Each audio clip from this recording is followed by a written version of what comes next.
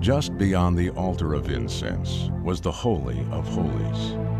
This dwelling place of God was so solemn and set apart that the veil would only be opened once a year. It was then that the high priest would meet with God.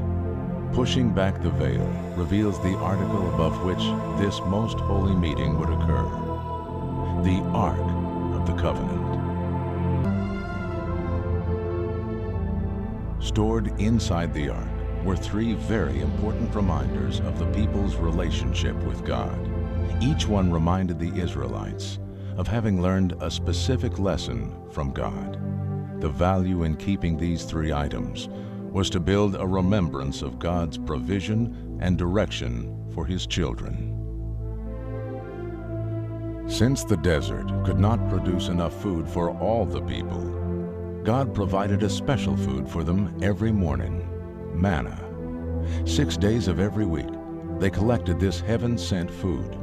The Israelites had received this manna faithfully each morning for 40 years. As an enduring testimony, a golden pot filled with manna was kept inside the ark. Inside the golden pot was an omar's worth of manna, or 1 day's portion. The people of Israel called the bread manna. It was white like coriander seed and tasted like wafers made with honey. Moses said, "This is what the Lord has commanded.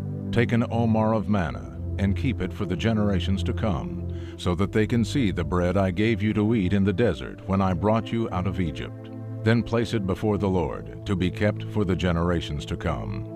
As the Lord commanded Moses, Aaron put the manna in front of the testimony that it might be kept.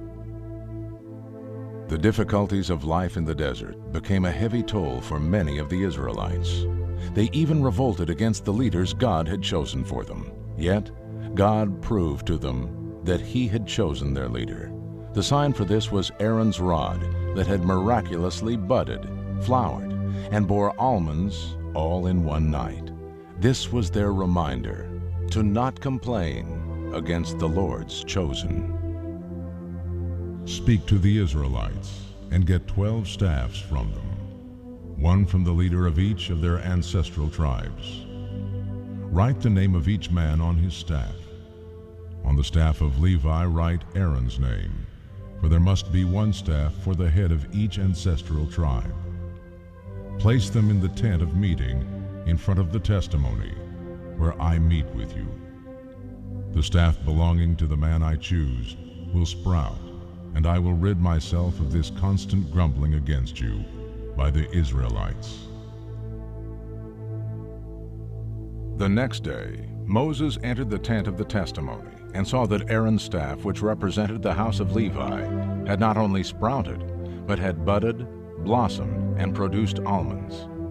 The Lord said to Moses, "Put back Aaron's staff in front of the testimony, to be kept as a sign to the rebellious.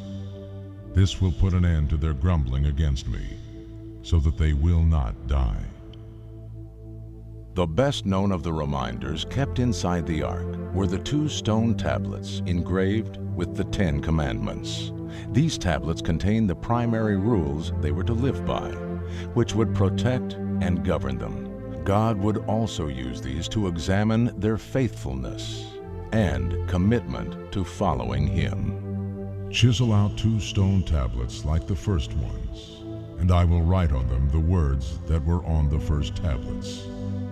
So Moses chiseled out 2 stone tablets like the first ones, and went up to Mount Sinai early in the morning as the Lord had commanded him. And he carried the 2 stone tablets in his hands. I am the Lord your God, who brought you out of Egypt, out of the land of slavery. You shall have no other gods before me.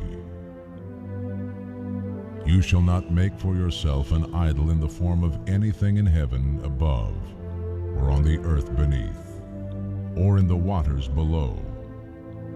You shall not bow down to them or worship them, for I, the Lord your God, am a jealous God, punishing the children for the sin of the fathers to the 3rd and 4th generation of those who hate me, but showing love to 1,000 generations of those who love me and keep my commandments. You shall not misuse the name of the Lord your God, for the Lord will not hold anyone guiltless who misuses his name. Remember the Sabbath day to keep it holy. 6 days you shall labor and do all your work, but the seventh day is a Sabbath to the Lord your God. On it you shall not do any work, neither you, nor your son or daughter, nor your manservant or maidservant, nor your animals, nor the alien within your gates.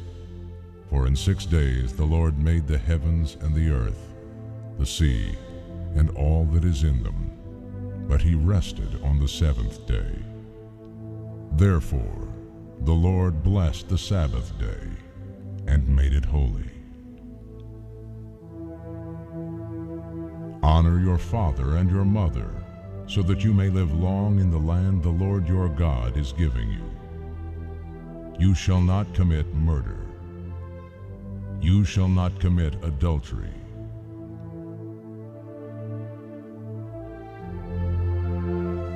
You shall not steal. You shall not give false testimony against your neighbor. You shall not covet your neighbor's house. You shall not covet your neighbor's wife, or his manservant or maidservant, his ox or his donkey, or anything else that belongs to your neighbor.